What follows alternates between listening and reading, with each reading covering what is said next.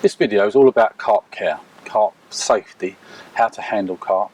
From the time you net the carp until the time that you release the carp's welfare is just your responsibility. So if we look at things like handling them, how to actually lift carp out of the water, how to handle them on the mat, how to unhook them using antiseptic, and taking photographs, how to actually hold the carp while you're taking photographs, all these things are really important for the carp's welfare.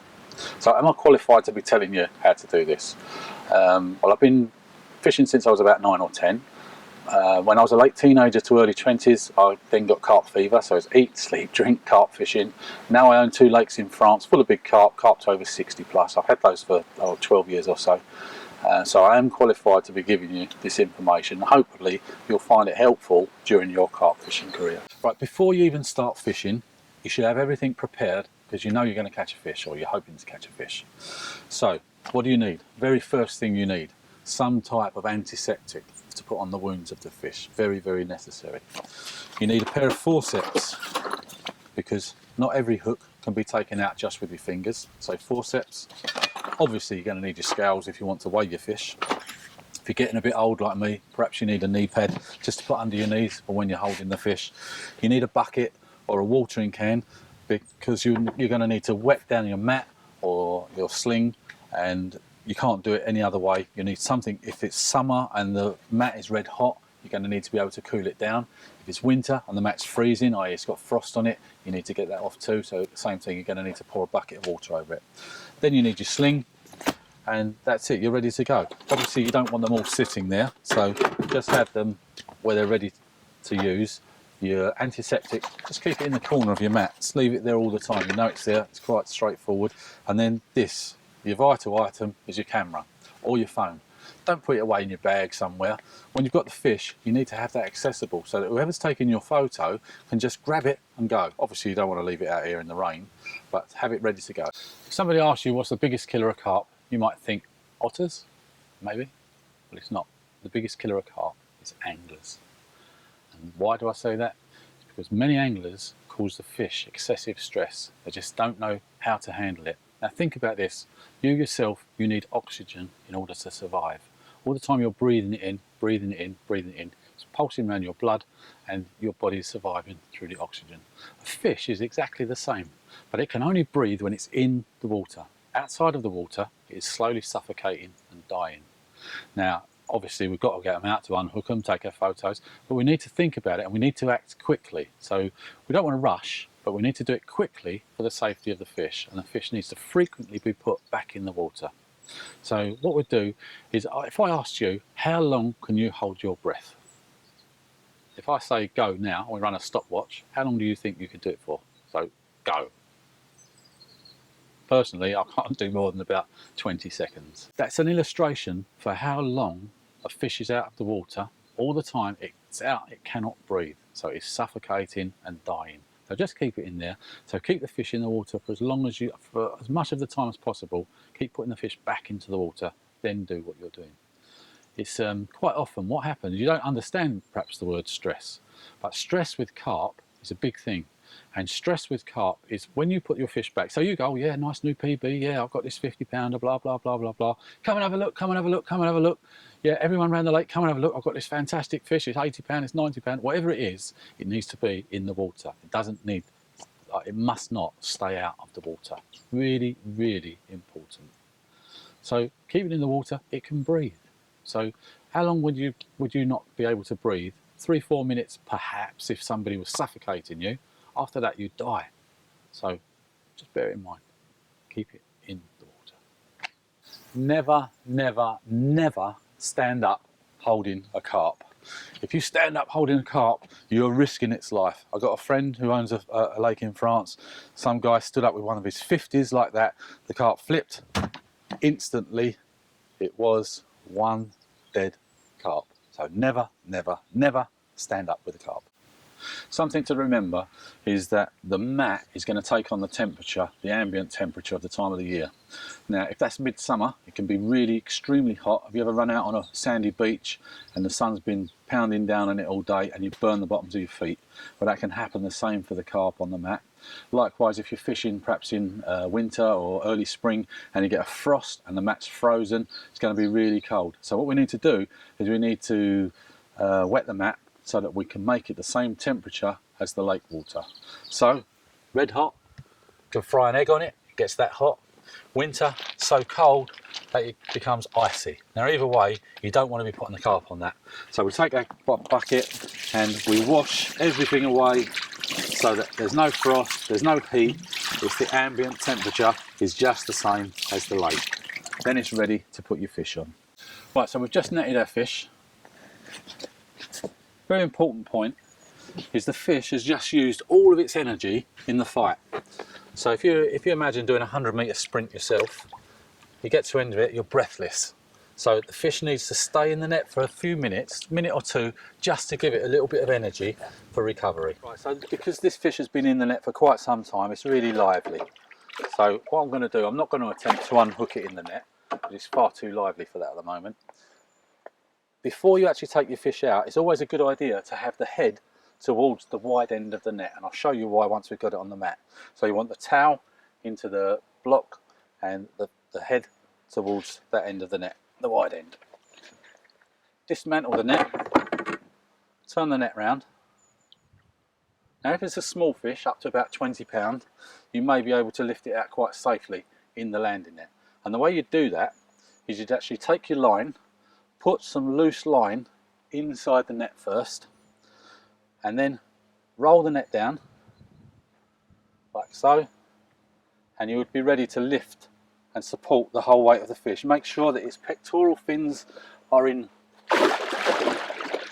tight. Make sure its pectoral fins are in tight to its body. So for a fish up to about 20-25 pounds, it's quite safe to lift them out like this. Anything over that, a far safer way is to take your sling, put the fish over the sling,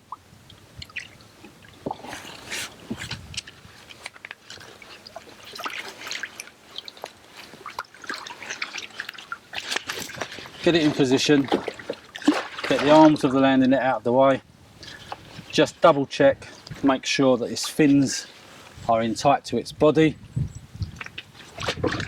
and then you're really safe. Look at that. Supporting the fish, no problem at all. For bigger fish, that's the recommended way to do it. Get your fish onto the mat. Right, so once our fish is safely onto the mat, we need to get rid of the net. Now this is the reason that we put the fish's head on the wide end of the landing net, because it makes it very easy, his fins are all going that way, it makes it very easy to slide it. Whoa. Whoa, whoa, whoa, whoa, whoa. It makes it very easy on your own to slide the net out, and it's away, quite safe.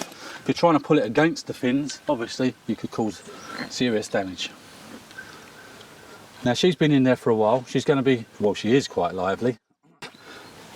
Fish can cause themselves serious internal damage when they're flapping around on the mat. Okay, they're not designed to be out of water, they're designed to be in water and fully supported at all times. Now all of their vital organs are just there in that part.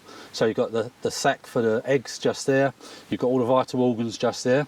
One thing you never ever do with a big fish is you never, I'll do it briefly for the purpose of this video, is you never sit a fish up like that, because it's all its weight is on its organs. It can cause it a serious problem. When it's flapping around, it can also cause itself some serious internal damage. So the way to stop a fish flapping around, this one's being good at the moment, but was it to start flapping around, hand over the eye, hand on the towel. Normally they calm down. Once it's dark, they calm down. Or just pull your sling over the top of the fish. When a fish is flapping around, what a lot of people are not aware of, especially around spawning time or just prior to spawning time, is the eggs expand massively, and the big sac for the eggs sits just there, and it's covered in a very, very fine membrane, which is almost like wet tissue paper. So if a fish is flapping around on the mat, it's very easy for it to actually cause a split inside. If it splits inside, you'll put that fish back in the water. Oh yes, nice new PB. The fish swims off. 7, 10, 14 days later, it'll float up dead somewhere. So it's really important not to let them flap around on the mat. There's the mark from the hook. We take our antiseptic, which remember we've got sitting in the corner of our unhooking mat, and we put some on there, rub it around. Don't use them silly cotton buds, waste of time, just use your fingers. But be very careful not to get it inside its gills. It's really, really important, because if you put loads down its mouth, it gets inside its gills. On its gills, that'll affect its breathing capacity. So be very careful not to do that. This part is actually called the operculum, just for your interest. Didn't really want to know that, did you? Okay, so we've treated our fish. Now, pouring water on the fish. You'll see people pouring water on the fish. Do they need this? Yes, of course they need it, especially if it's hot sunshine. This helps to keep it, to keep its mucus in place and just to protect the fish. Does it help it breathe? No, it doesn't. The only way the fish can breathe is when it's in the water. So we don't want to keep them out too long. It's very, very important, this. So now we've had this fish out for a little while. So what we'll do is we'll actually zip up. We'll put it back into the water, and even if it's just for 20 seconds or so, 15, 20 seconds, that's enough just to get some oxygen going around its blood again. So your next part is you want to know your weight of your fish. So you lift her out again,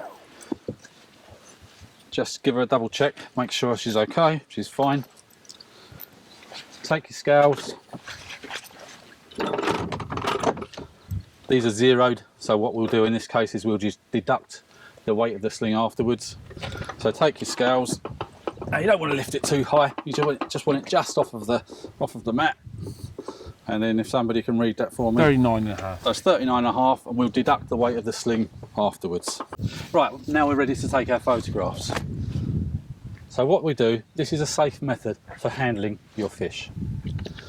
I always do one knee down, one knee up. The fish's head, it's back, fish's head over your knee, and it's back towards you. Now what you do is you take one hand and you go around the anal fin, and you can just put your fingers around the anal fin. Take your other hand, you put it in between the pectoral fins, which is here. And what you do is you flip the fish upright, like so, and you balance it. So the fish is balanced. It's not on its belly, but it's balanced. Now if you lift and rest on your knee, you're in control of the fish. If the fish starts to flap around, you can quickly lay down, hold your hand over its eyes, and start all over again. This way you'll get really nice shots of your fish. So I'll do that again. So your anal fin, fingers around there, come in underneath the pecs, tilt the fish up, balance it so it's balanced, lift, hold your fish. The fish is over the mat. If it's going to start to tense, you'll know it. As soon as you feel it's going to flip, just lay it down, hold it down, start all over again. Right, so we tilt the fish, and now we've got the fish balanced. We've got all of the weight of the fish. It's not sitting on its stomach. And we just lift and pull our knee over, and all the weight of the fish is sitting on our knee. So we're able to hold it for some really good photographs this way. And again, if it starts to tense up, like it's going to start flapping around, just lay it down and start all over again. All right, so we flip our fish, balance, up. Now we can take some really good shots. Smile, don't forget to smile. Smile. Excellent. Got to say, when you're doing this with a 50-pounder, it's hard work. Okay, sometimes you'll see photographs in the carp press where people are holding a fish up and you can see their finger is sitting inside the gills. Now if you look just inside there, there's the lamellae, which is the gills, and they're very, very delicate. If you poke your finger in there, you've damaged it, it's going to lose some of its breathing capacity. So make sure that your fingers don't accidentally slide inside that cover. Right, I've just taken the fish out of the water again. I'll put it back so it had a little bit of recovery time. So I want to show you the worst possible ways, or a couple of worst possible ways of holding a fish. All right, holding a fish against your body like this. I hate even doing this, but holding your fish like this, you've got no control over that fish at all. If that fish suddenly decides to go, it's going to be on its head across the deck somewhere. It's really, really bad. It's the worst thing you can do. So don't do that.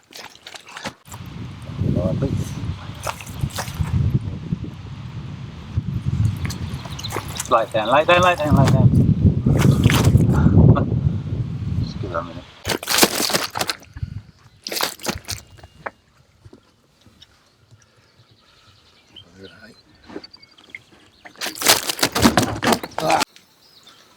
Now I understand that some people are frightened when they get their first few fish. If you're not sure and you're a bit worried, then just take a shot on the mat. Yeah? If you can't lift the fish, if it's physically impossible for you, just get yourself down there, get your face in, get your fish just tilted slightly sideways. You can still get a nice picture of the fish. Not going to be great, but it's going to be good enough that you'll be happy with it. It's better to do that than it is to try and hold the fish in one of those awkward positions where you're actually risking its life. Right, another thing you'll see people do, this is more for people that are only used to catching small fish, is they'll do this. They'll put a thumb inside its mouth or a finger inside its mouth and try to hold it. You can't hold a big fish like that. All you're going to do is break its jaw. It might be fine with something up to 10 pound. Don't do it with any fish bigger than that. Just do it how we've shown you. Okay, we're going to put the fish back now. Now, sometimes your sling that you're using may be shorter than this, so it's barbels, i.e. there, and its towel maybe close to the zip. So you want to be very, very careful to make sure that they're away from the zip when you're zipping up, because you definitely don't want to cause it any damage. So zip up the fish, just check, make sure it's all insecure, it's in the middle, take the weight of the fish. Now this is another good tip, always be close to the water. You don't want to be carrying your fish right up the bank somewhere, just do it close to the water, it's safer for the fish. Put the fish in, leave it in there for a little while, never ever just unzip it and release it straight away. There's always has to wait some time for it to recover. What can happen is if you're on a, say it's middle of the summer, the water's very, very hot, not much oxygen in there, you let the fish go, it may waddle off, but it may go down into an area with no oxygen and just lay there and die. So we don't want that. So always, no matter what time of the year, keep the fish for a while before you release it. Okay, more and more people are using a carp cradle. This one's a JRC one. Every company's got them, they're all slightly different, but this is handling a fish inside a carp cradle. Because these carp cradles are obviously much higher than the mats that we're used to using, you need to be on 2 knees to do your shot this time. Oh, thanks. We've got ourselves a different fish here. But the same principle applies. Keep the back towards you for your photo. If the carp's flapping around, put your hands down on it. But the same principle applies. It's a bit easier to balance the fish in these because it's already tilted, and then we're up. Now this is the point where you can get your good photo.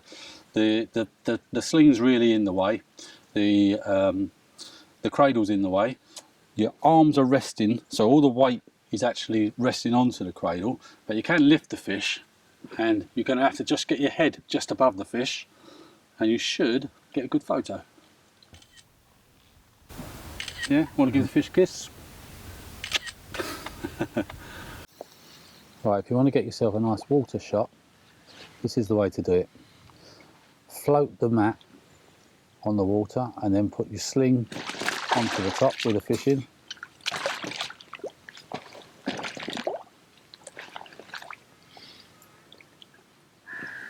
Just get yourself in position. Beautiful colour that common is. Bar of gold.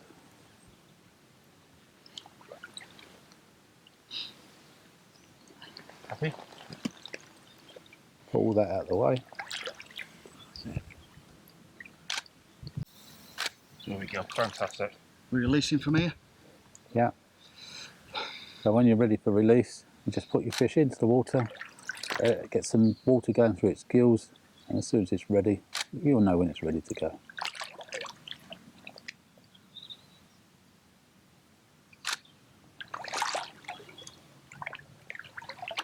Either way. Through your legs. Okay, sometimes in the summer you'll see a fish that's bleeding from the gills. So there's the gills that you're looking at. They're full of blood, that's how they get their oxygen. The oxygen comes in through those, and if they're bleeding, it's a sign of stress. And the fish, you don't need to panic about it, but what you do need to do is get the fish in the water and just leave it there in the sling. Let it give it some really good recovery time. So You see that blood there? That's just remember that. Sometimes during the summer, when the water is very warm, the oxygen level is very low, and it can take a time for a carp to recover. So what you do is you hold the carp in your sling, and if it is taking time, you can give it an oxygen bath. Now, what does that mean? That means pouring water around its head, so all that bubbles and that excess movement of the water creates a lot more oxygen in that area. So it's easy for it to breathe it in and get going much quicker. Now, all the time the fish is out of water, remember, it is suffocating and dying. It's getting no oxygen going around in its system, so it needs to be in the water. Another really important thing is never ever leave the fish unattended, i.e. don't walk off the swim, don't just leave it there, it needs to be in the water. Right, so this fish has been sitting in the water for over 5 minutes now, and you can see its gills are going. See its gills, they're pumping water through, so it's getting good oxygen. You can see the fish is beginning to move about. Just leave it there, just wait for a while, just let the fish relax. When it's ready to come out, all we do, you can see the fish is ready to go. It's got lots of movement there, is just tilt the end of the sling down and away she swims quite happily. And that is a safe method for handling carp.